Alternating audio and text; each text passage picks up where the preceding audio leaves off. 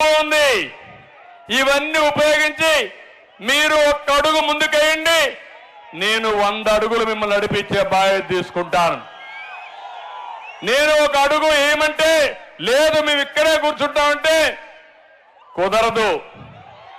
అందరిని లాక్కపోవాలంటే లాక్కపోలేము. అవునా కాదా?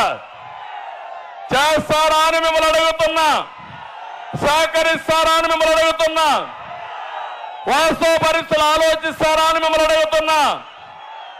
మభ్య పెడతారు. ఎంత మభ్య పెడతారంటే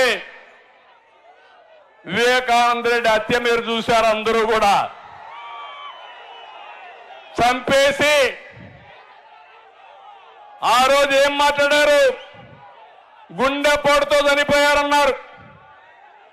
ఆ తర్వాత నెత్తురుతో వస్తే నెత్తురు కక్కి చనిపోయారన్నారు. ఆ తర్వాత మొత్తం నెత్తి మీద మెదడు కూడా బయట వచ్చేసి అప్పుడు అన్నారు నారాసుర రక్త చరిత్ర అన్నారు. సిబిఐ వద్దన్నారు, కోర్టుకు వెళ్ళారు. కడాన గవర్నమెంట్ వస్తానే సింపతితో ఏం చెప్పాడు ఆ రోజు? మా నాన్న లేడు, మా బాబాయి కూడా చంపేశారు, దిక్కులేని బిడ్డ అయిపోయా, చంపింది ఆయనే, దిక్కులేని బిడ్డగా చలామణి చేసి సింపతి తెచ్చుకొని కోడి కత్తి డ్రామా ఆడి ఓట్లు సంపాదించాడు. ఇప్పుడు ఏం చేశాడు? కోడి కత్తులు చేసిన సీను జైల్లోనే ఉన్నాడు. పాపం 5 ఏళ్ళు అయిపోయింది చేయని పాపానికి. కత్తితో గీకితే 5 ఏళ్ళు జైల్లోనే ఉన్నాడు. ఇంకో పక్క ఈరోజు మీరు చూస్తున్నారు, సొంత చెల్లెలు కోర్టుకెక్కితే వాళ్ళ తండ్రి మీద ఆవిడే హత్య చేసినట్టు లేకుంటే ఇంక తప్పు చేసినట్టు ఆవిడ మీద కూడా కేసులు పెట్టి పరిస్థితికి వచ్చాడు. నిన్న మొన్న వాళ్ళ సొంత చెల్లెలు వేరే పార్టీలు చేరితే దానికి మనల్నే తిడుతున్నాడు.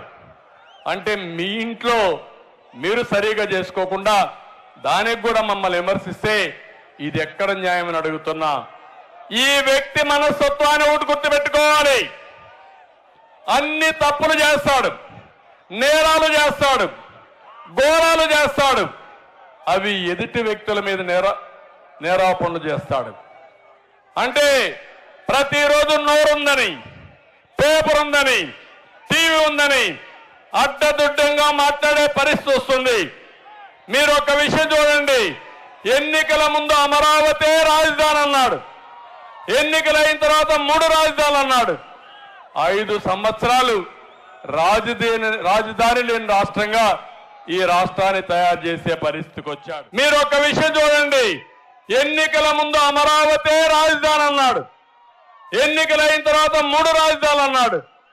5 సంవత్సరాలు ఆంధ్రప్రదేశ్ లో ఉండే పేదవాళ్ళందరికీ అండగా ఉండడం, నేను ఇచ్చిన సూపర్ 6 కాకుండా మీకు కార్యక్రమాలన్నీ పెట్టి పేదరికం నిర్మూలన చేసే బాధ్యత, పేదరికం లేని సమాజాన్ని చేసే బాధ్యత నాదని మీ అందరికీ హామీ ఇస్తున్నా.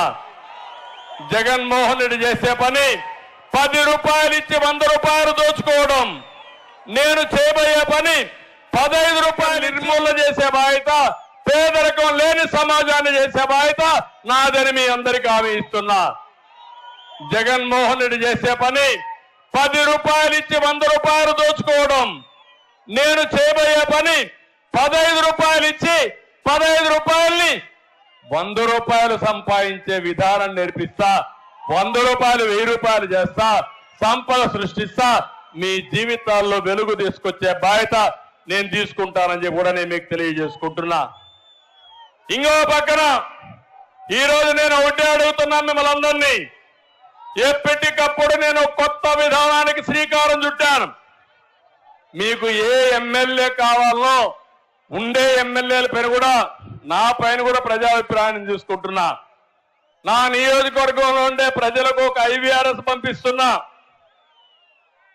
నేను బాగా మీకు పనిచేస్తున్నానా, అందుబాటులో ఉన్నానా, మీ అభిప్రాయం ఏంటి, నేనంటే ఇష్టముందా లేదా అని IVRS ద్వారా అభిప్రాయం తీసుకుంటున్నా. దీనివల్ల సరైన నాయకత్వం వస్తుంది, బాధ్యత కలిగిన నాయకత్వం వస్తుంది. సమర్థవంతమైన నాయకత్వం వస్తుంది. దీనికి మీరు కూడా ఎప్పటికప్పుడు ఇన్ఫర్మేషన్ నాకు ఇవ్వండి. నా ఆలోచన ఒకటి, సామాజిక న్యాయం జరగాలి, అందరికీ న్యాయం జరగాలి. ఆ సామాజిక న్యాయం కోసం నేను ముందుకు వస్తా. మీ అభిప్రాయాలు కూడా నిర్మోహమాటంగా చెప్పండి. తప్పులుంటే కరెక్ట్ చేసుకుంటాం. సమర్థవంతమైన నాయకత్వానికి శ్రీకారం చుడతామని చెప్పి కూడా నేను మీకు తెలియజేస్తున్నా. ఇది కాకుండా ఈరోజు మీరు చూస్తే ఓటీఎస్ అని పేరు పెట్టి డబ్బులు వసూలు చేయడం, ఇలాంటి చాలా కార్యక్రమాలు చేశారు. నేను ఒకటే మిమ్మల్ని అందరినీ కోరేది, ఈరోజు కనిగిరి మహాసభ ద్వారా ఒకటే కోరుతున్నా, రా కదలి రా అనే కార్యక్రమం ఇచ్చా.